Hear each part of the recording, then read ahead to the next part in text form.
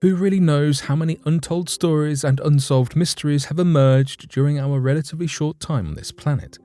Although recorded history began only thousands of years ago, there are places and objects that are already deeply shrouded in mystery. Whether it's creepy temples or forgotten civilizations, we are always drawn to the unknown. So today, here at Unexplained Mysteries, we'll be taking a look at 3 mysterious historical locations and objects.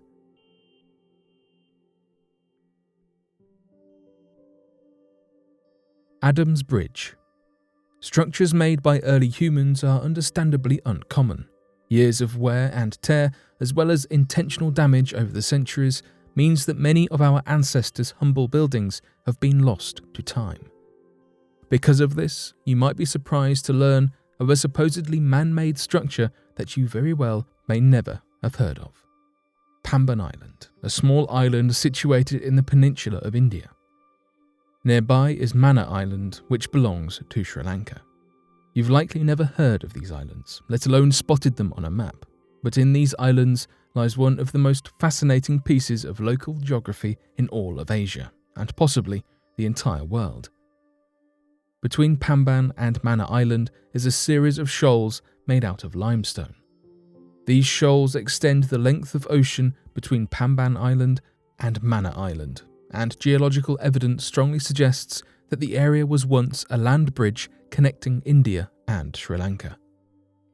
These shoals have come to be known as Adam's Bridge or Rama's Bridge, but many believe that the strange geological feature is not as natural as we might think and may actually be the result of someone or something putting it there. Stories of Adam's Bridge not being a natural occurrence are not anything new. In ancient Indian tradition, the demon Ramayana, the ruler of now Sri Lanka, captured Rama's wife in an act of revenge. The story goes that in order to cross the great expanse of water to Sri Lanka, a bridge was made through the help of Vanaras, which are intelligent monkey warriors. But recent claims have pointed towards less mystical origins, and some suggest that the strange limestone bridge could be a structure laid by human hands. One scientist in particular, Dr. S. Badrina Rayanan, the former director of the Geological Survey of India, as well as the former coordinator of the Survey Division of the National Institute of Ocean Technology, believes in this theory.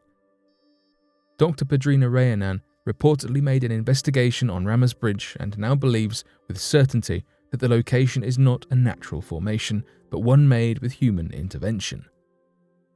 Alongside his team, Badrina Rayanan surveyed the bridge with the use of boreholes, drilling a total of 10 along its length. The findings of the investigation have led Dr. Badrina Rayanan, amongst others, to believe that a natural formation of the bridge is impossible.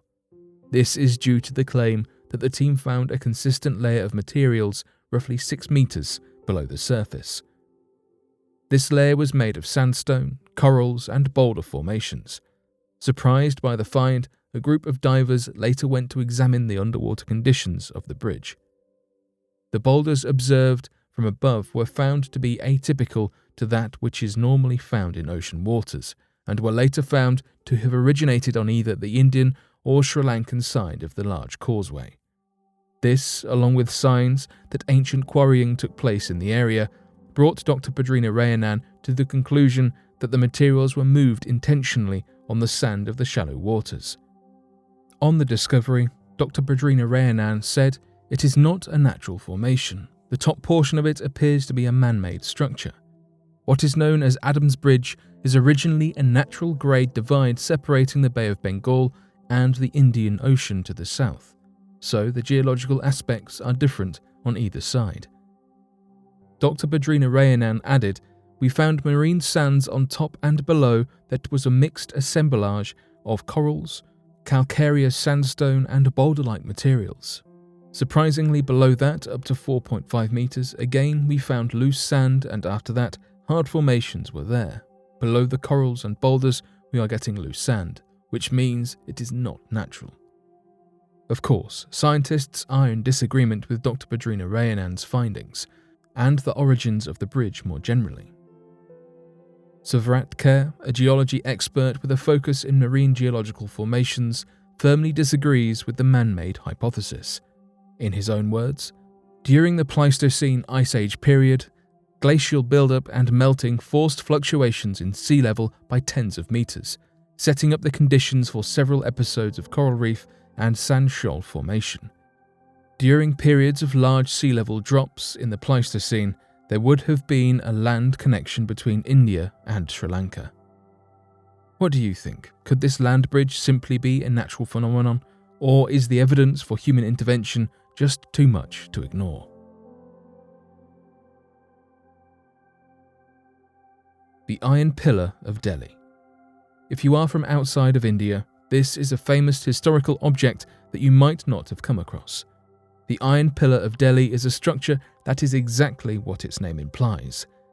Nestled in the Qutub complex in Mehrauli in Delhi, India, the Iron Pillar stands at a height of 23 feet 8 inches and a diameter of 16 inches. However, the Iron Pillar has a lot more hidden behind its interesting appearance. Created around 1600 years ago, the Pillar of Delhi was constructed in such a way that it is rust-proof, meaning that it has been completely impervious to rust for over a millennium. The unique characteristics of the Iron Pillar have astounded people for centuries, especially in the modern era, as the rust-proof quality would be difficult to replicate even today. To add to this, the pillar shows no sign of rust despite being in ideal conditions for it to develop. Though India can be very hot and dry, it also suffers from monsoons. It is estimated that the pillar has likely seen around 1,000 monsoons in its lifetime, yet it still shows no sign of rust.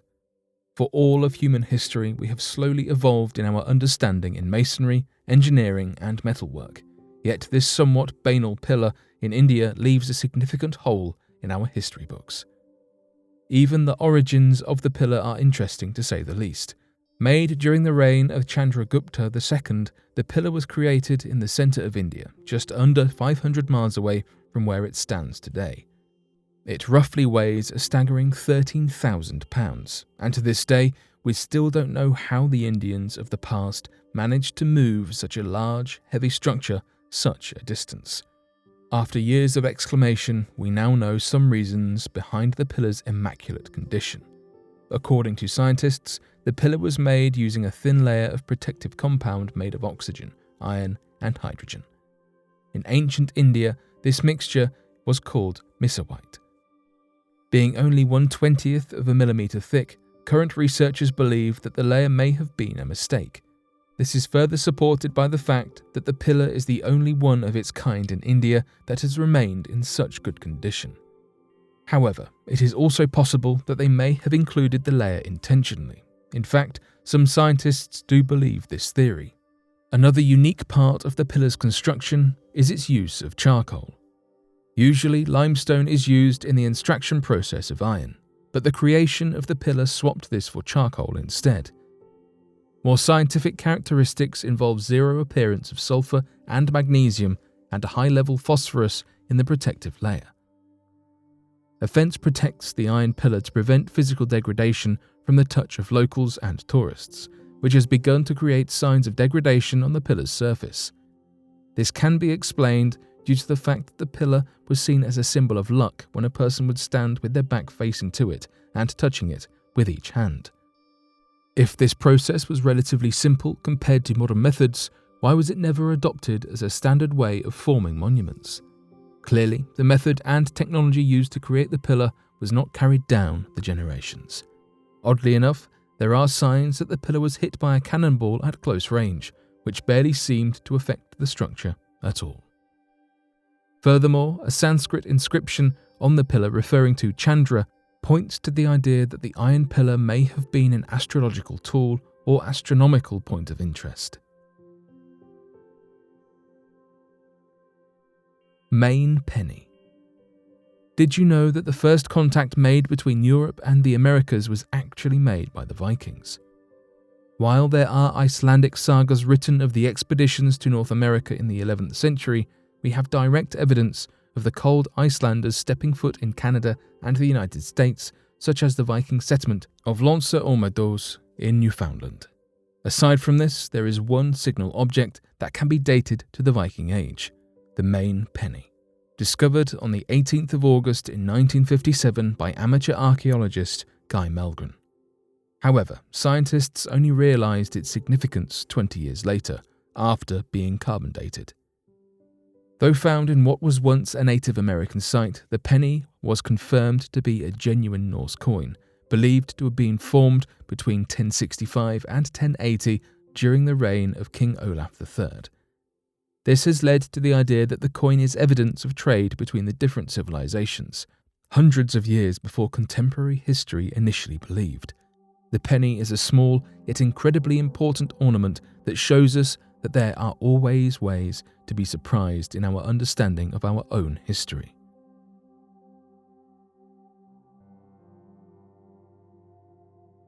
But what do you make of these mysterious locations and objects? Be sure to let us know your thoughts in the comment section below and help us by growing this community while working to solve these unexplained mysteries. Thank you for watching, and don't forget to subscribe for more videos.